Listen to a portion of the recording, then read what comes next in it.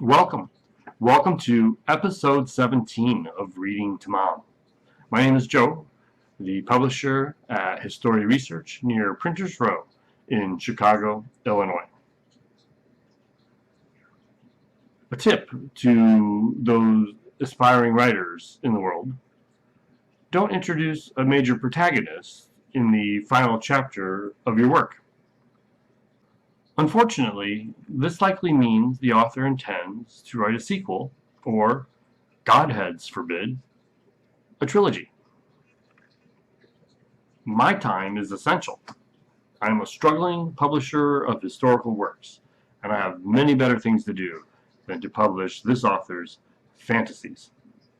So, any publisher of fiction out there willing to take this author off my hands, please know I give him willingly and without reserve. Until then, here is our author reading to his mom.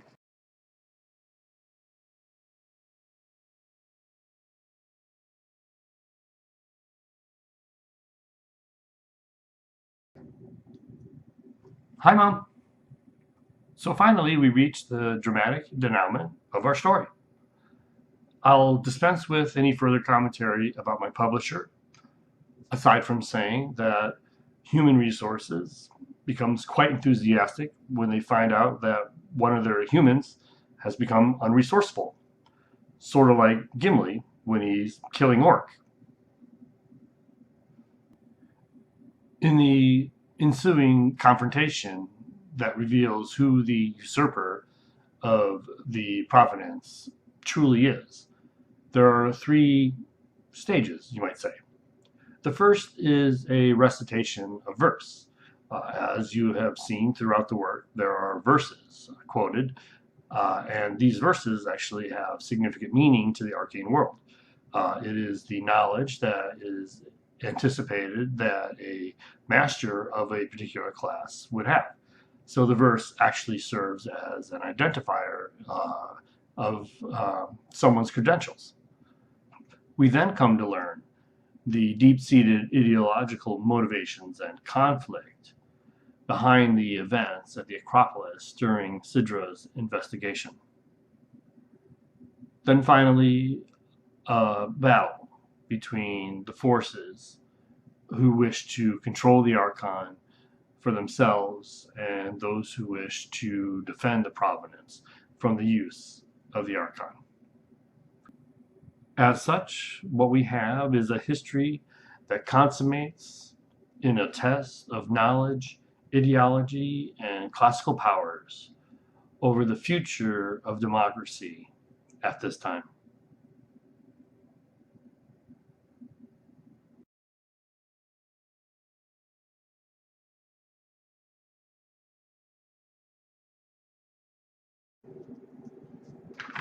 Chapter 16, Dialectics of Arcane Philosophy.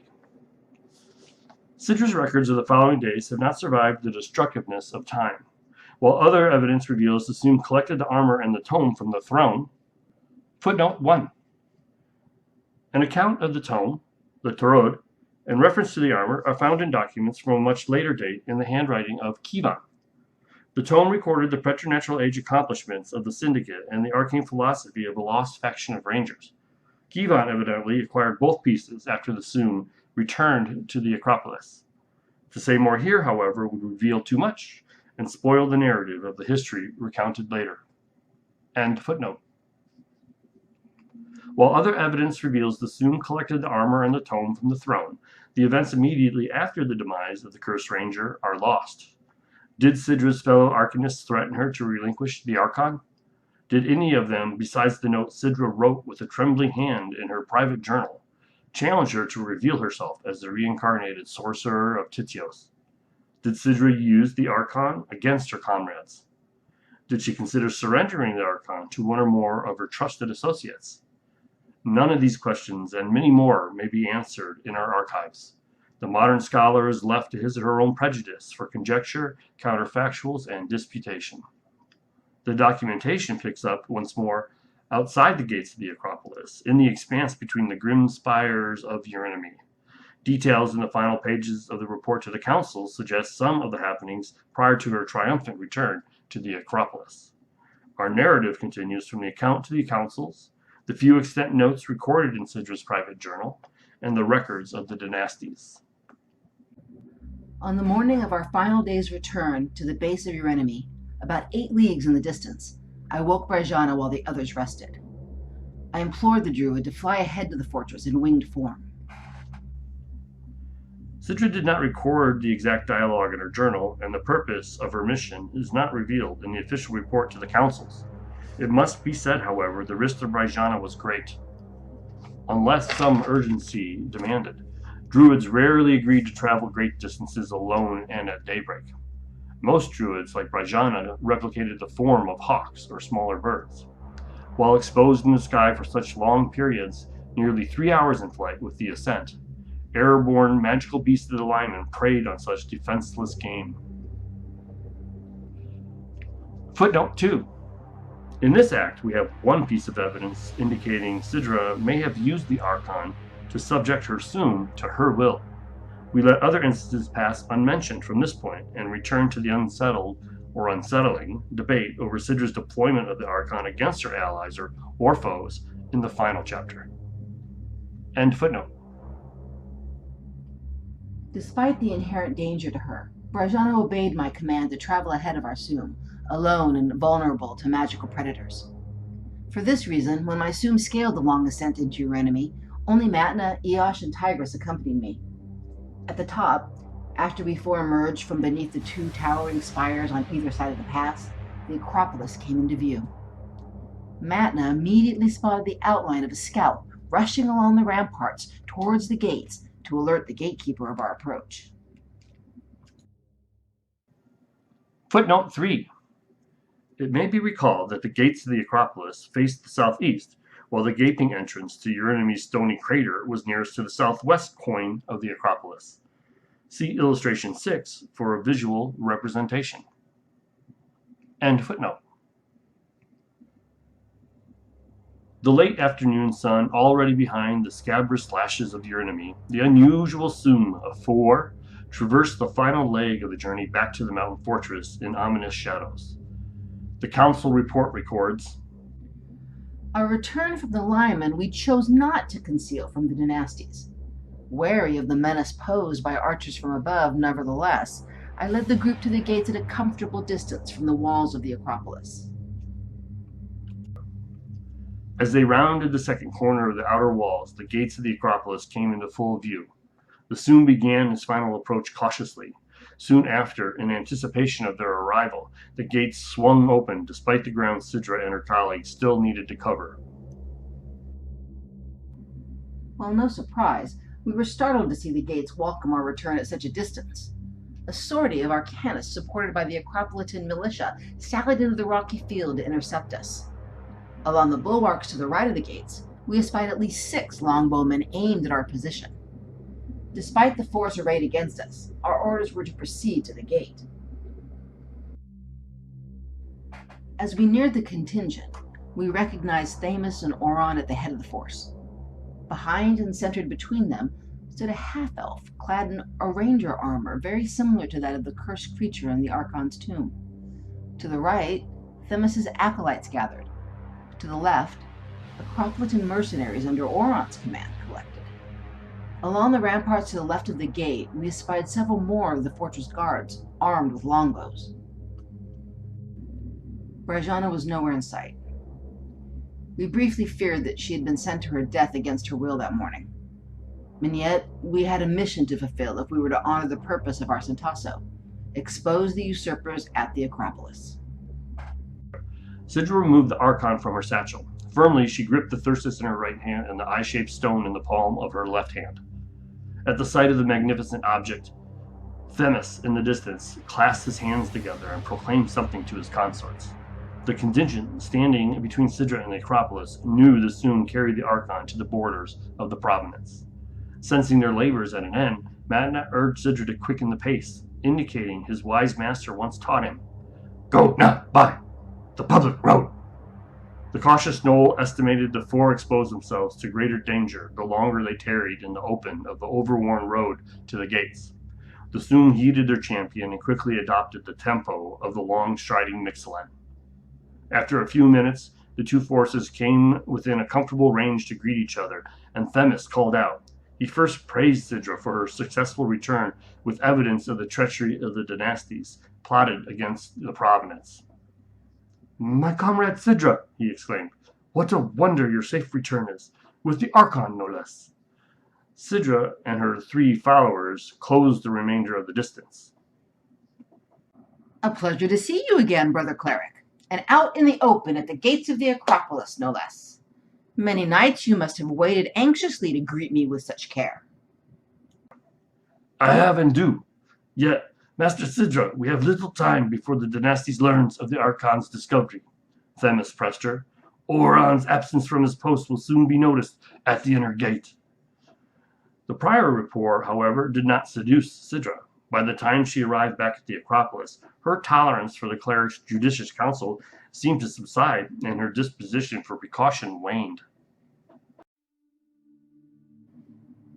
We intended to enter the Acropolis boldly, and with the Archon in hand to draw out all of those who would oppose us. Themis continued to offer counsel as if he still had the power to bend our wills to his design. We informed him of the new calculus. The power of the Archon is ours, Themis. The conspirator and his underlings will do as they are told. Our claim caused Themis to recoil. Sidra, please, I have brought one who can assist us with the destruction of the Archon. He is the last ranger from an order that traces its origins to the earliest years of our age. For many months now, he advised me during my vigil at the Acropolis and aided my effort to oppose the dynasties and his co-conspirator, the Guildmaster. Allow me to introduce my colleague, Maragna. A pleasure to finally make your acquaintance, Sidra. The half-elf stepped forward to greet us. Holding out the Archon, we ordered him to stop. Keep your distance for a time, Ranger, until I am able to judge your obeisance for myself. The ranger hesitated to advance any further after hearing Sidra's threat. Turning to Themis, the council's cleric inquired about Brajana's absence from the greeting party. The wandering cleric, nonplussed by the turn and the demeanor of his recent confidant, answered that he had not seen the druid as the two had planned before her departure in search of the artifact. He arrived at the gates only moments earlier when Oron's scouts spotted her troop entering your enemy's crater. Again, Themis reminded her of the urgency of the situation. The awesome weapon needed to be spirited away and hidden once again from the dynasties to thwart his plans to undermine the liberties of the Provenance. Sidra, you are in danger of losing the purpose of your assignment to the Lyman. We are so close, Themis pleaded. The sedition against the Provenance cannot be denied now that the Archon is once again known to those who will follow. Let us dispense of the threat and leave it in the care of one whose sect proved itself too noble to succumb to the promise of its authority. Sidra examined the half-elf ranger. Though slender, like many of his kind, the half-elf possessed a number of more pronounced features. Foremost, his arms bulged with the power of a barbarian, uncommon to all but the most battle-worn rangers. What the councils emphasized most, however, were the marks unique to the passionate spellcasters. Maragna's stature suggested that he had full mastery of the ornate long blade strapped to his back. His choice of armor was sparse, like arcanists of old whose hardened friend protected vulnerable flesh from the deadliest harm. A few thick scars marred the ranger's face and exposed torso, not an unusual sight for the solipsistic, passionate philosophers. And yet he carried himself unusually. In place with a favored second blade for his offhand, Themis's mentor wrapped a thick bracer around his wrist.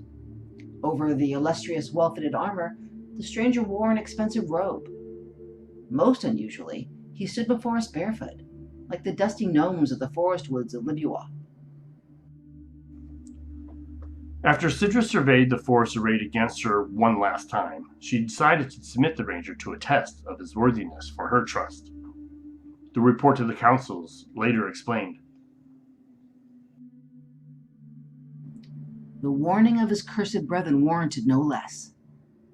Surrender the Archon and relinquish its might to the ones whom you trust above all others, the entombed ranger had spoken with its final breath. We had no reason to trust this newcomer to the stage, so he had to be tested. Themis, if your fellow philosopher be true, then he will answer 3 simple questions for me. Themis attempted to object to Sidra's challenge of his partner, but Maragna placed a hand on the shoulder of the faltering cleric and welcomed the challenge. Themis, we must not neglect the arcane wisdom that guides Sidra's actions. Maragna counseled his friend. Then he quoted several lines from the clerical wisdom. A verse by Maragna. In remote matters, the darkest mysteries, inquiry makes freely assumptions that please the plaintive questioner. Cleric's wisdom identifies starting points to proceed from a singular problem with methods, leading implacably to conclusions in accordance with reason. These words are as true for her as they are for you, friend. We shall permit Sidra to allay her suspicions. The trial agreed to, we schemed to test Maragna to determine if he was an interloper who deceived Themis and conspired with the dynasties to usurp the new authority in the Acropolis, following the discovery of the Archon. Footnote 4. An attempt to measure the trustworthiness of new acquaintances with 3 simple questions strikes the modern mind as wholly insufficient. Perhaps 20 questions, or a trial in which veracity may be weighed against temerity, but a test of 3 questions is baldly without merit. Yet we must keep in mind that the Arcane Age, while not simpler, was a more intemperate time. 3 well-chosen questions could easily elicit one unwise response, and in tests of authenticity, a single error uncovered the wretchedness of would-be beguilers. End footnote. Sidra stepped forward to confront the strange ranger with her queries, motioning to her adversary to do the same. To his credit, Maragna also approached her to meet the challenge. Further to the back, Themis turned, paced the ground, and then motioned to his acolytes, who stepped apart to put distance between their master and themselves. Oron, who silently observed the tense exchange between the 2 clerics until this point, raised his arm from his sides to expose a clenched fist above his head. To the Soon's left, the Acropolitan mercenaries moved their flank to cut off the path of a quick retreat. Along the ramparts, the archers readied arrows in their bows. Footnote 5. The details along the ramparts came from an unsigned account of the confrontation at the gates of the Acropolis discovered with the papers of the dynasties. The transcription was apparently an account by one of the Acropolitan archers. The summary of the troops' movements included this note. From my position, I saw the signal to prepare for conflict. I knew then, as Oron foretold to us, Sidra returned to the Acropolis with an artifact to empower herself, laying low the laws of the Provenance and asserting her dominion over the Acropolis. End footnote. Along the ramparts, the archers readied arrows in their bows. Sidra nodded to her Soon, signaling to them to oppose the new array of force. Matna broke with the ranks and shuffled to the side to face the mercenaries. Eosh grasped the hilt of her rapier and unclasped the scabbard from her belt. As she moved to the right, Eosh dragged the tip of her encased weapon on the ground to form a line between her and the cleric's acolytes. Tigris stood stoically, like the best of his class, several strides behind, supported by his wizard staff. Katidios climbed out of the pouch in the wizard's cloak and descended to the ground several cubits to the side of its master. Footnote 6. Evidently, Tigris and his familiar anticipated that they needed to amplify the power of the wizard's spells in case a battle proved inevitable.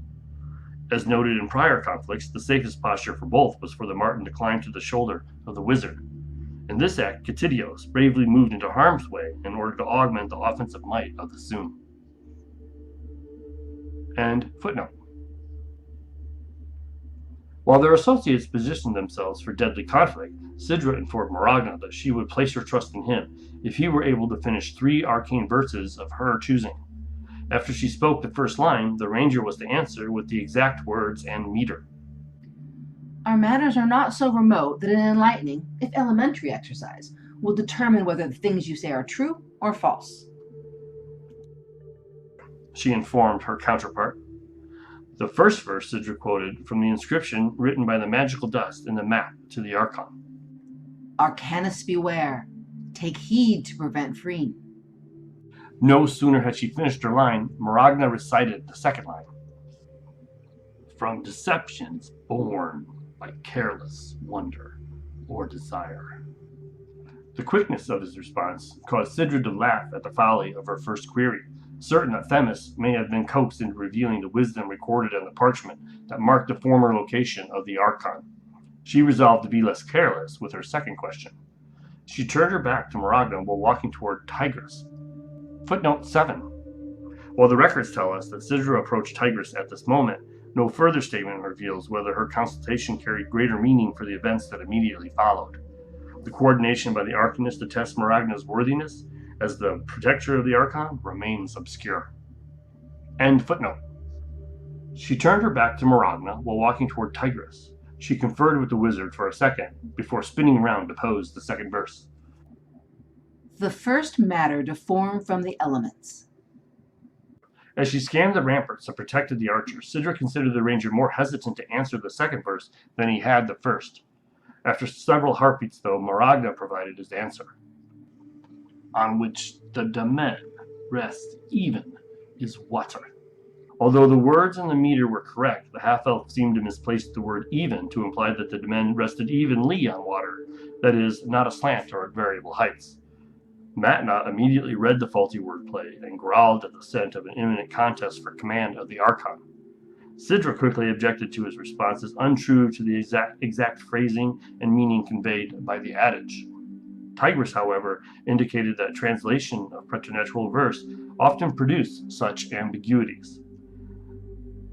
Themis's friend knows the words in the meter. That is sufficient to meet the challenge, Tigris counseled her. The congregation burst into heated argument, with Tigris taking the brunt of the recriminations from his comrades, while Oron and Themis lobbed blows at all of us. Eosh, who seemed to hanker for a contest, taunted the young acolytes of Themis to cross the threshold she had drawn in the gravelly field of your enemy. Matna puffed his chest to intimidate the edgy mercenaries who guarded the right flank of the opposing Sioux. The face-off stood at the threshold of open conflict until we at last deferred to the judgment of our magician. The third question Sidra withheld for quite some time. She knew intuitively what she must ask the stranger, yet she sauntered about the area before the forces standing between her and the Acropolis. Themis eventually demanded she continue with her game or surrender the Archon for the sake of the Provenance. Eosh encouraged Sidra to act on her instincts and to squelch her reason for the third challenge. Hazard overtakes fabricators of lies and false witnesses. Sidra eventually acquiesced. She submitted the first line of the third and final archaic adage the Soon learned on the way to the recovery of the Archon. She spoke melodically as she turned to Maragna for his response. Where the origin of 4 elements is. Maragna seemingly played along with Sidra and acted as if the third and final question was a real puzzler. The urgent cleric again interrupted the exchange of the two contestants.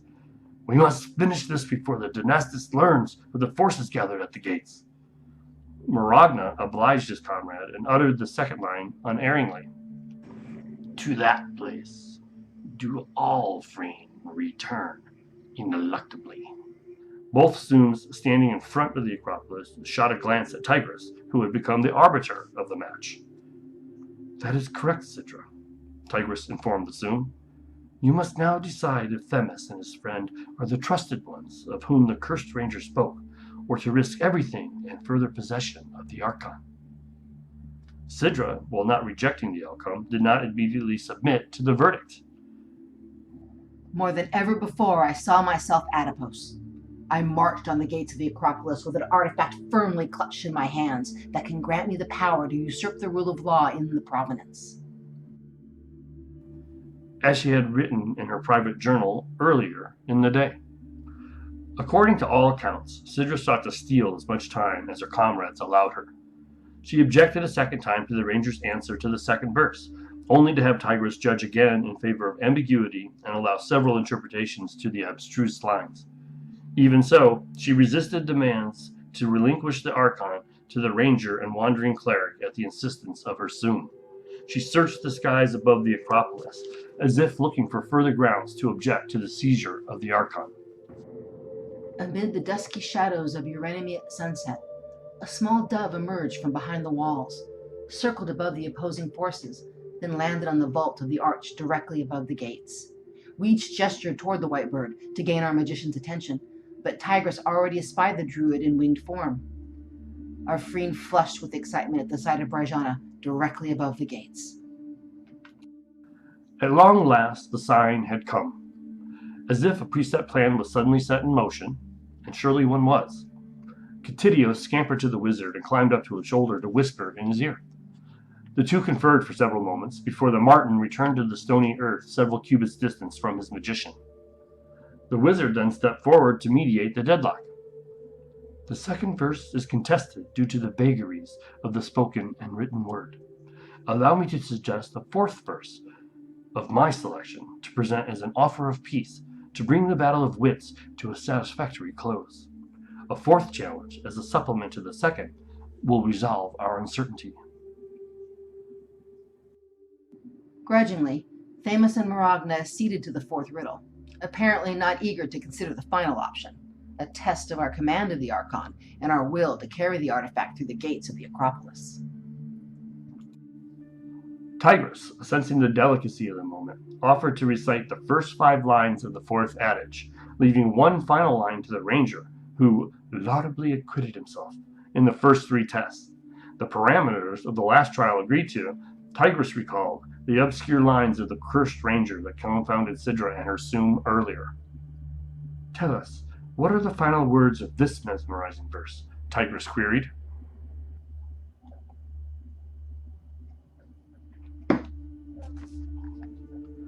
A verse by Tigress.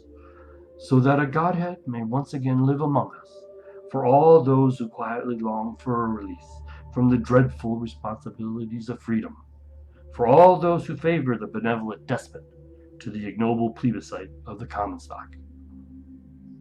End verse. The ostensible apprentice of the preternatural age sect of Rangers, who guarded the Archon for nearly a millennium, conceded defeat immediately. "It seems, my friend," the stranger spoke to Themis, "your neophyte has been toying with us. Sidra has no intention to turn over the Archon to us." Quite right. I will not hand over the Archon to those who seek to unite the Lyman against the Provenance. You scoundrels. No, you scourges, who menace the hard-won peace among the cultures of the Lyman and the peoples of the Provenance. You will not squander the liberty, the fraternity, or the prosperity secured by the chiliastic democracy of the Provenance. Footnote 9. The adjectival form of Zilia, or the 1009-year prime that arcane peoples regarded as the logos of historical ages. End footnote. The Zilia, the Provenance? What a dreadful prime. The impostor mocked her. "You think it is us who unites the peoples of the West Lyman against the Provenance. The hostility, the encroachments, the atrocities of the peoples of the Provenance against those they displace and oppress unify the Lyman. You yourself have played no small part in fomenting opposition during your erratic search for the missing merchant. Is it not you who unites the Lyman against the Provenance? Now you stand before the gates of the Acropolis with the Archon in hand, naming us the usurpers." Maragna, Seeker, Wanderer, or whatever your true name is. We began to challenge him, but our new adversary interrupted. Before we finished the riposte, the stranger revealed himself. "During the age of the Provenance, I've been a boy and a girl, a bush, a bird, and a senseless water-dwelling fish. And many names I have had. Alamon, Peratu, Maragna, Bascanos, Himaso, Apoplanius, Abdes, Anakizo, Goes, Pharmacos, and Metanastis. All these given to me by my friends who have suffered the injustices of your sprawling, rapacious empire for liberty. As the deceiver spoke these words, his disguise melted into the ether, exposing him to have elvish features, but unusual nonetheless. The long ornate sword he still wore in his belt, and his physique, uncommon for elves no less than half-elves, indicated that he had the strength to wield the weapon effectively. His bloodless, pale skin seemed to absorb the light around him, slightly resembling the appearance of an apparition. We saw clearly now his friend. Metanastis possessed the abilities of the Daemonists. We could not hide our surprise at the realization of his elvish stature and the nature of his classical power. Daemonus, the passionate arcanists who summon the life powers of Zephyr and Enemy, like the Paladins, numbered few in the domain, second only to the Necromancers, and similarly regarded as foreign to the Provenance. For this reason, little is known today about the specific feats of this classical power. Primarily, from control of the life elements, they seem capable of manipulating Freen. Notably, this class of arcanists created the golems, semi-intelligent, autonomous creatures constructed from inanimate materials such as clay, stone, or gems. Like paladins, daemonists also cast a limited number of spells to control or inhibit the will, friend, of their foes, while fighting in close quarters with exceptional skill. Footnote 10. Daemonontactis, literally ruler of daemons, endowed inanimate material with animation. To golems, they gave simple instructions to serve as protectors or assassins until the animated matter had fulfilled or failed in its purpose. When in combat, daemonists controlled their animated guardians to perform more complex orders as long as the arcanist remained in direct contact with the material of the daemons they summoned. Metanastis' bare feet allowed him to summon the rocky material in the crown of your enemy to protect him in a shell or to form into rocky daemons. Daemonists apparently had the power to manipulate other arcanists, provided they were able to lay hands on or otherwise touch their targets. End footnote. Like paladins, daemonists also cast a limited number of spells to control or inhibit the will, or friend, of their foes, while fighting in close quarters with exceptional skill. If truly an elf, Tigress later reported to the High Council, Metanastis had lived many, many epochs and attained a mastery of his arcane philosophy like no other. On the field of battle, the many-named Metanastis motioned toward the crown of your enemy. From what high place of honor have we arcanists fallen? We must now go among the common mortals of the Provenance in these forms. Why? Why? He asked rhetorically. She is naive, Metanastis. We must give the answer, Themis interjected.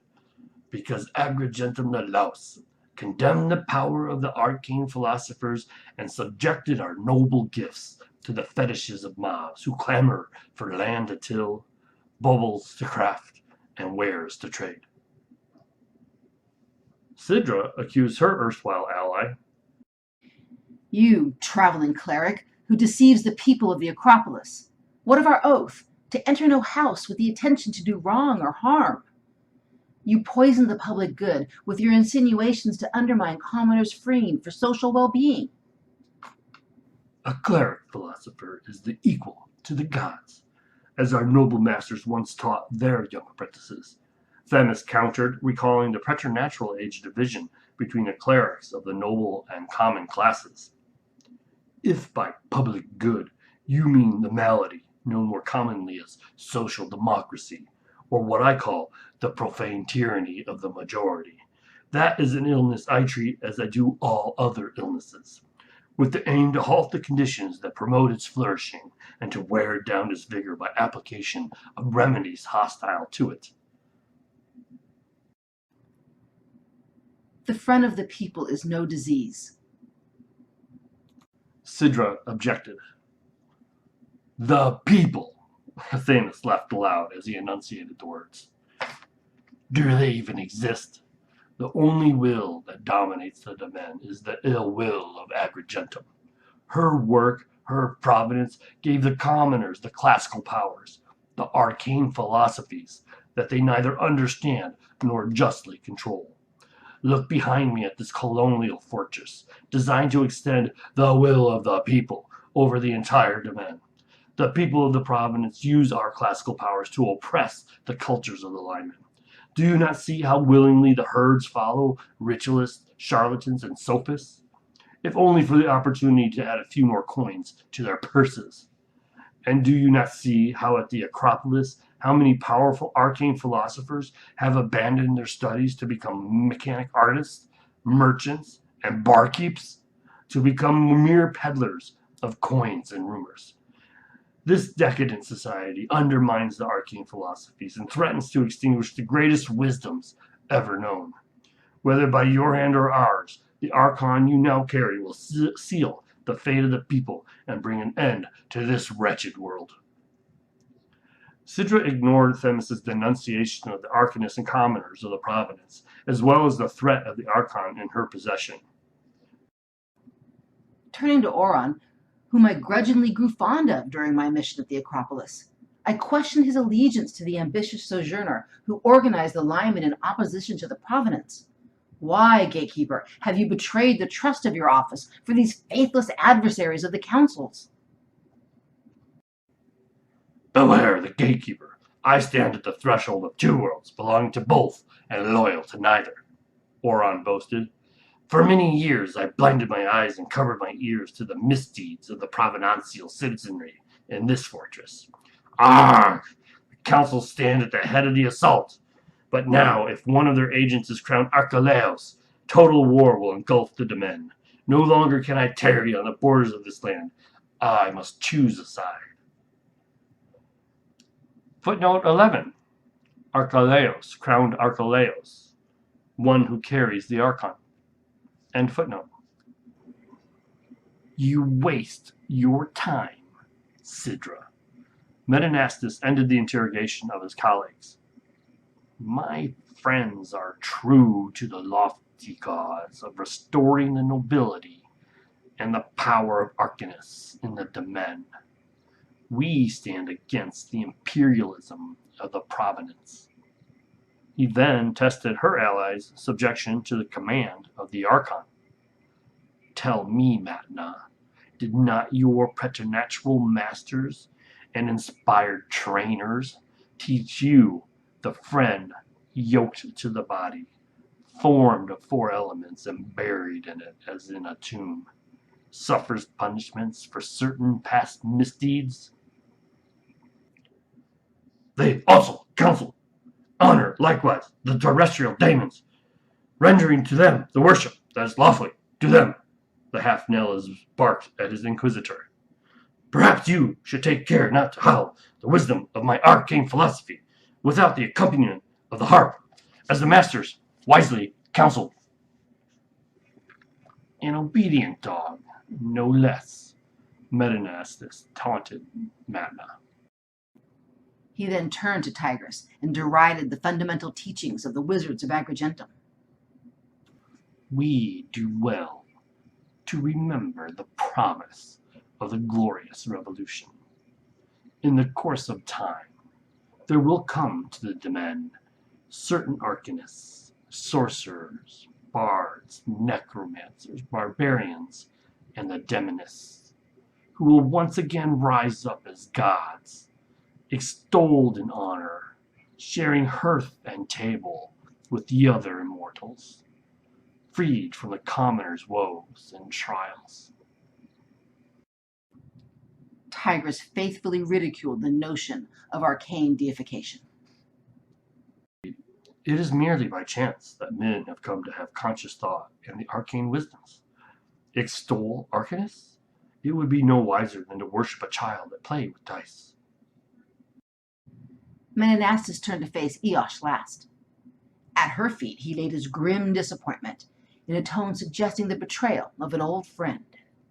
Of all the miscreants in all the linemen, why do you, Eosh, not join with me? To me, one rogue is worth 10,000 clerics, if she is first-rate. Your master Scotanus warned her progeny long ago. Law involves obeying the counsel of one. Perhaps you too have already fallen under the weight of Sidra's commands, despite her clumsy efforts to wield the artifact's power. Eosh was not enticed by the offer, and rejected his implication. Ha! Only say most Arcanists do not take heed of the things they encounter, nor do they grasp things even when they have learned about them, though many think they do. An anonymous archer along the ramparts witnessed from afar the dialectics of wits come to an end, with no clear victor, and it became clear to him that the dialectic of wills must soon begin. The account to the councils records the final verbal exchange and the first blows of the ensuing attack. Brajana's position above the gates of the Acropolis signaled that she had successfully reached Taki and learned the allegiance of the dynasties and the Master Cleric. Outside the fortress, we were outnumbered and vulnerable. We had the trust the Druid had alerted the Acropolitan forces inside. Our enemies were poised to strike at any time, but we wanted the initiative. We called an end to Menastus' deceptions. His actions were ignoble. To unite the linemen against the Provenance. His final response was little more than a cryptic menace. When all acts have been named by light and by night, according to the distinction that supposedly exists between them, then all actions must be equally full of light and of obscure darkness, since neither of them has anything in common with the other. When he finished his line, Tigris quickly conjured a wall of flames between Arsum and Menastus' forces. The wall stretched from the acolytes to the mercenaries, forcing Menastus, Themis, and Oron to choose to circle around the wall to Matna's or Eosh's side.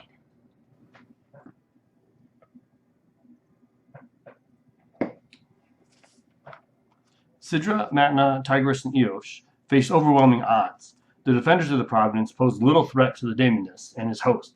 Menastus' powers were as yet unknown. Themis and Oron's mastery of the classical powers matched the best that Sidra's Sum had to offer. The key ingredients to tip the balance of power, however, were the mercenaries, acolytes, and archers. As long as those forces capably performed their duties, they determined the outcome. The account of the ensuing battle begins. In the ramparts far above, Brajana morphed from prey to predator. In wolf form, she lunged from her perch to surprise the closest archer. Instantly, one of the ominous arrows directed at the Sum below disappeared behind the stone defenses. A faint and garbled cry signaled the Druid had knocked the mercenary to the ground and ripped out the archer's throat. Matna and Eosh fell back behind Tigris' protective wall before the other archers had time to shower arrows on our Sum. Eosh quickly strung and shot an arrow at an acolyte to our right. Her first attack glanced off his shoulder and harmlessly shattered on a large rock behind him. Eosh's failure to stun at the least one of the acolytes to the Sum's right flank complicated our situation. While the Sum secured his position, Sidra thrust the Archon into her satchel. Her best hope was to hold her force together until support came, so she kept her hands free to heal Matna and Eosh. The wall of fire that protected Sidra's coalition from attack also protected those on the opposite side from attack by Sidra's comrades. The acolytes astutely recognized the arrangement of the battlefield and rushed toward the safe haven at the center created by the conflagration rising from the stony floor. The mercenaries to the left, fortunately, erred and collapsed into a close group while charging forward to round the obstruction where Matna stood his ground. Despite their numbers, between 5 and 7, the record is unclear. Matna, aided by Sidra and Tigris, had the advantage immediately. On the other side of the flames, Menanastus and Oron broke towards the edge, protected by the acolytes, while Themis went to support the mercenaries who foolishly rushed into a confrontation with Matna. Our barbarian champion went into a full rage, seemingly growing in stature and physique when he stepped up to meet the first of the mercenaries to round the corner of the firewall. The son of Neles summoned the full potential of his impassioned strength when his stir axe stuck his opponent's helmet and split the skull of the misguided mercenary.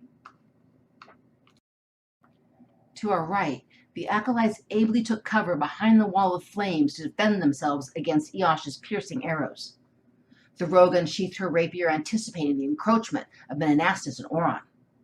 As Oron rounded the wall in front of her, he also raged, but Eosh met a better fate. She dodged his attack and then parried to land a minor strike that slashed the unprotected flesh near the half-Orga's right shoulder. Menanastus nevertheless changed the calculus of our fight. Following Oron, the daemoness tossed some sort of ash that settled in the area between Eosh and Matna, and in front of our spellcasters. His incantation brought forth a small contingent of gravelly golems from the ash at the center of our formation. The opposing forces now assaulted both Eosh and Matna from front and back. We failed to anticipate the action, and the stony troops had an opportunity to attack before we were able to warn our forward forces. Sidra quickly cast an oracle spell to aid the rogue in her battle. Footnote 12. The oracle, or fortune teller, so named because the effect seemed to temporarily enhance the stoutness of the friend. Each type of arcanist experienced the enhancement differently. For rogues, this meant added adroitness to attacks and nimbleness to avoid strikes. In contrast, the fighters more readily absorbed the damage of direct hits. End footnote. Sidra quickly cast an oracle spell to aid the rogue in her battle. Along the ramparts, her soon later learned, Rajana preoccupied the archers to one side. Her first charge took down an archer and drew the attention of the remaining sentinels to that side. On the other side, the archers launched their arrows high into the air, arching over the walls to strike Tigris, who stood furthest back. The bolts, lost in the sky above their heads, descended rapidly at their target. Tigris underestimated the accuracy of the archers. As he concentrated on the words and gestures to send a fiery ball at the acolytes, a fusillade of thick-shafted missiles struck the ground surrounding the wizard. Catidius nimbly dodged several of the deadly arrows while focusing on heightening the power of Tigris' spell. But the assault was too heavy. The Marten dashed into the path of a falling shaft that pierced his elongated midsection, pinning him to the stony road. In misfortune, the force of the blow instantly extinguished the life of our wizard's dear familiar, severing the frenetic link between the two. Just as Tigris' conjured flames left his hand, the psychic shock forced him to writhe in excruciating anguish, spinning the magician around. Instead of heading towards the acolytes, the trajectory of the fiery ball spiraled into the throng near Matna. The explosion enveloped everyone in the conflict at the edge of the flaming wall. The blast of Tigris' errant fiery ball knocked the lesser mercenaries to the ground. Two never regained their feet, charred and smoldering among the rocky debris of your enemy's battlefield. Matna and Themis stood firm during the blast, the silhouettes of their freeing briefly outlined by the incinerating cloud of fire surrounding them. When the conflagration dissipated, Matna's singed fur smoked beneath his armor. Themis withstood the violence of the explosion nearly as well, his exposed skin flushed with redness. Physically, both arcanists remained battle-ready, if smoldering. The power of the ethereal blast extinguished the far section of the protective wall of flames. Matna, Sidra, and Tigris now found themselves directly exposed to the archers to the right of the ramparts. In effect, the impact of a single arrow significantly escalated the favor of Menanastus' forces. Recognizing the momentum, the daemoness redirected one of his golem troops to attack Sidra and Tigris to interfere with their support. He unsheathed his long sword, a fantastic bedecked dragon-scale blade, to join Oron in a coordinated assault against the titanic rogue. The intensity of Oron's enraged assault pressed Eosh to assume a defensive posture in order to parry the heavy swings of the half-Orga's battle axe. Madanassus's entry into the fray placed Eosh in the greatest peril, for her tactic to outlast the rage of the duplicitous gatekeeper became only half the challenge she faced. While the principals of the conflict adjusted tactics, the rest of the summoned golems surged at Matna. The immediate danger forced the Half-Nellos to turn his back on Themis and the remaining mercenaries. He braced for the brunt of the wave of gravelly fists swinging to crush his bones. His first powerful counterattack shattered one effortlessly, but the succession of forceful punches was too much for the proud barbarian to repel in total. The fist of one golem squarely hit his forearm, badly bruising the muscle and possibly breaking the bone in his weaker arm. The events continue. Footnote 13. The frenzy of the battle escalated after Tigris' errant blast. At this point, the vague record of this conflict in the report to the councils contrasts with the normal care and detail that Sidra provided in earlier reports. In combination with an account of an anonymous archer along the ramparts, we are able to piece together the final moments of the confrontation outside the gates of the Acropolis. End footnote. The events continue. In the frenetic pace of the exchanges, we failed to see many of the personal tests that our comrades faced. No sooner had the golem badly wounded Matna's arm, our leader stepped forward to engage the stone creature sent at her and Tigris as best she could.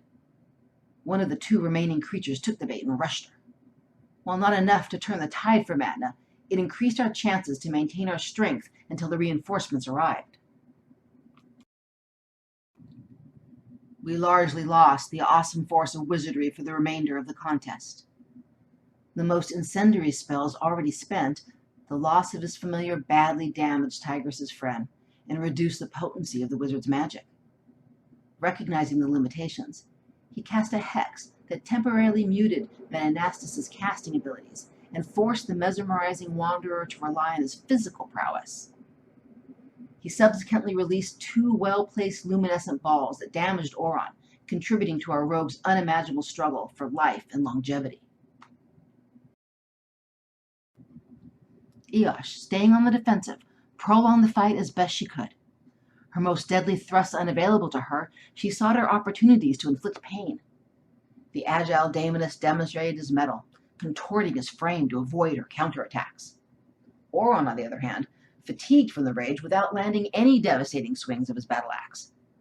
Eosh parried effectively, slashing the barbarian repeatedly, but her damage was negated by the healing arts of the acolytes at the rear of the offensive. Sidra concentrated her efforts on healing Matna, pitting her powers against those of Themis. The traitorous cleric reanimated at least one of the fallen mercenaries under Oron's command, or deception. With the support of the remaining golem on Matna's flank, he was able to restore the vitality of the living, if outclassed soldiers. Until the final moments of the conflict, Matna remained surrounded. It taxed all of Sidra's abilities to keep our fiercest companion on his feet. Along the walls of the gate, Sidra and her Soom lost track of Rajana and the archers. According to the report of the anonymous archer, the misguided blast that took out half of the artificial wall, protecting Sidra's Soom, exposed Matna and Sidra to direct assaults. The handful of Acropolitan defenders to that side immediately took aim at the two would-be conquerors of the Provenance. Footnote 14. It's important to keep the perspective of the contestants in mind. The archer who recorded these words claimed that his actions were in defense of the Acropolis. Clearly, to the archers above, Sidra posed the greatest risk to the Provenance. Why and how they came to the conclusion is not entirely known to posterity. It must be noted, however, the anonymity of the archer was deliberate, as if to protect his identity and his complicity with the conspirators who sought the Archon. End footnote. The handful of Acropolitan defenders to that side immediately took aim at the two would-be conquerors of the Provenance. The captain called out to the company of bows to redirect their lances at the two spellcasters, Sidra and Tigris. At that distance, the shot was difficult, but the small group showered as many arrows as they possibly could in the vicinity of the two targets. What the archers lacked in skill, they made up for in probabilities. landing several crucial shots in the mayhem. For Sidra, the gravelly golem she drew off Matna proved to be more of a nuisance than a threat. For precious moments, the golem forced her to battle rather than to heal her barbarian. After she defeated the golem, with the most deadly strike she ever likely delivered, both Sidra and Tigris focused their efforts on sustaining the health of their comrades at the forefront of the conflict, leaving themselves vulnerable. The piercing shafts whizzed through the air, skipped along the ground around them, and struck them several times. Sidra took 3 hits. The first hit her leg, lodging itself in her left thigh, and the second her shoulder. The third arrow shattered her left ankle, sending Sidra to one knee momentarily, as the pain clearly coursed through her body from foot to head. Undaunted, she refused to heal her own wounds, forcing herself to stand in defense of Matna and Eosh. Despite her resolve, tragedy befell her comrades before she regained her composure. Menanastis' swordplay was masterful.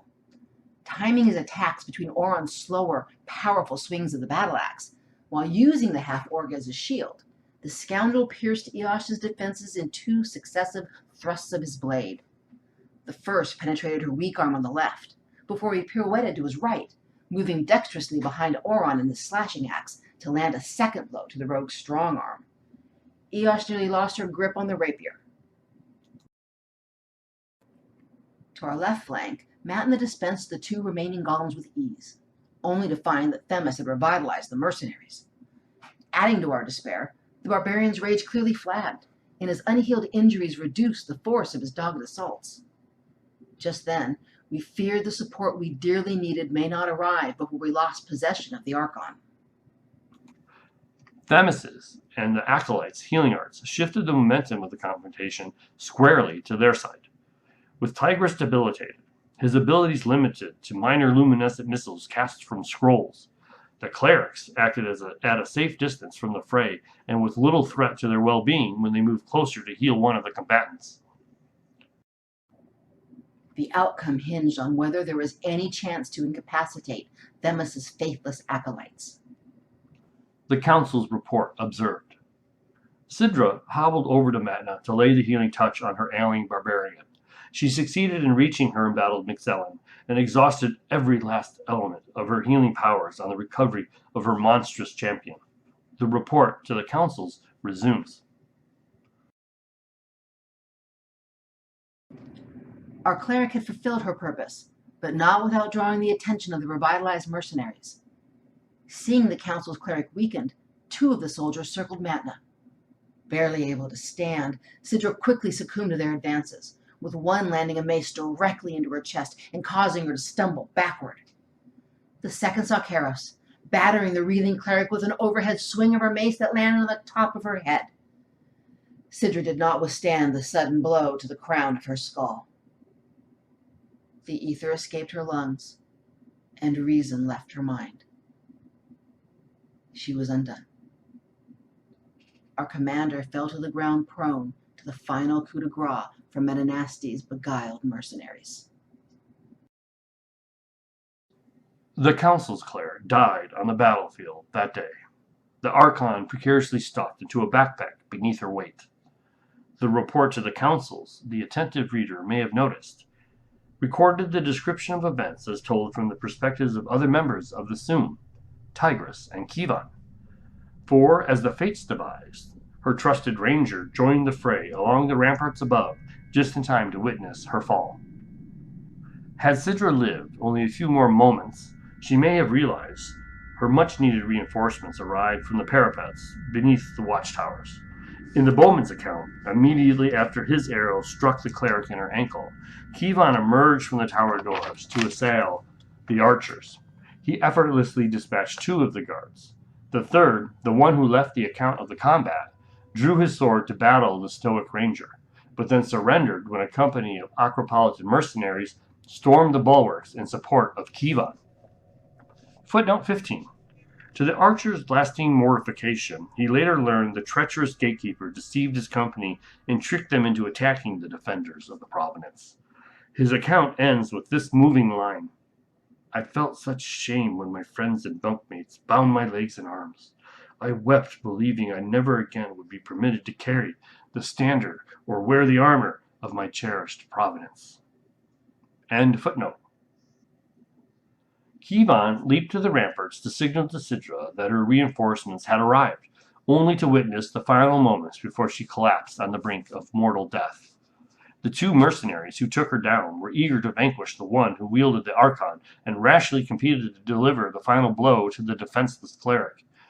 With their backs turned to the healthy and once again furious Matna, the barbarian rushed with renewed rage to Sidra's aid, easily burying the blade of his Styrax deep into the torso of the mercenary who first stunned Sidra with a blow to her chest. Kivon grabbed his bow and shrewdly unleashed an arrow at the second mercenary, hitting the distracted soldier in her unprotected armpit beneath her armor as she swept her mace over her head for the final blow. While bent over in terrible pain, Matna ended the last mercenary's agony, gruesomely. Out of the gates of the Acropolis, Aj issued out to bull rush the acolytes who supported Metanastus and Oron. The closest turned to gird for the impact, but Aj's momentum knocked the young healer back to the ground in close proximity to his fellow students. Kivon, after wounding the mercenary who threatened Sidra, redirected his support to Aj. Just as the first acolyte tumbled to the stone floor of Eurynomy from the force of Aj's momentum, the ranger conjured an entangling net to snarl the other acolytes. Immobilized and vulnerable, the first of the acolytes withered when Aj delivered a death blow. The final two acolytes, their legs caught in a twisted web, defended themselves as best they could from Kivon's arrows and Aj's calculating charges, but soon met similar fates. Brajana reappeared above the gates, jumping up onto the ramparts in her wolf form, her mandibles covered in blood. To one side, Metanastus and Oron bested Eosh and Tigra, who fought desperately to stay alive. Eosh was badly wounded from Metanastus' effective jabs. Tigris, who had exhausted his magical talents since the fall of Catidios, attempted to interfere well enough to keep the rogue on her feet. To the other side, Matna had turned his back on Themis in order to protect Sidra. The traitorous cleric pulled out his mace to strike Matna from behind. The druid leaped from the wall in her wolf form, and as she fell to the dement, she morphed into a hawk, catching the rushing wind beneath her wings and zipping through the ether at Themis. She sank her talons into the exposed nape of the cleric's neck, several steps from the exhausted half-nosed barbarian, sending the traveler to one knee. The cleric clutched for the druid's legs and clumsily swung his mace behind his head to dislodge Brajana.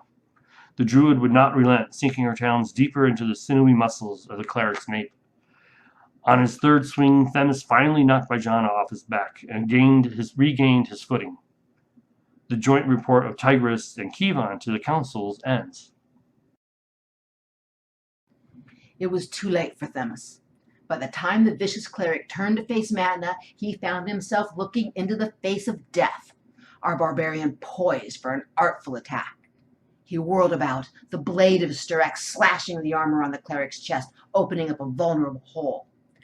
As the barbarian finished his whirl, he led with the spear end of his Styrax, bringing it upward with all of his might. The spear tip slipped into the gash in Themis' armor, sinking the spear deep into his diaphragm, emerging once again from the shoulder blade in his back. The road of the traveling cleric had come to an end. With his treacherous healer fallen, Metanastus abandoned the field. The daemoness pulled out a vial and splashed the contents on his friend. Instantly, he and his gear turned into a gaseous cloud. Shielded by Oron, Metanastus whisked off into a small crack in your enemy's stony floor, escaping the scene just as Aj closed on him. Alone, Oron surrendered to Eosh, who sank a shiv into his gut, to extract a measure of justice, as she later explained to us. Tigris rushed to the side of Catidios to lament the loss of his cherished familiar. The other archonists gathered around Sidra to determine if there was any hope for her recovery. In that uncertain moment, both the cleric and the martin had given their lives in defense of the Provenance. The Soom glanced anxiously at each other as the Dynasties followed his forces out of the Acropolis and closed his distance on the site of the recent battle.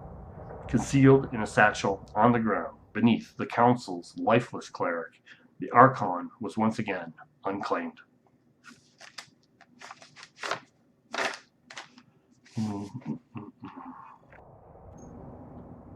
And this concludes Chapter 16 of Arcane Cage.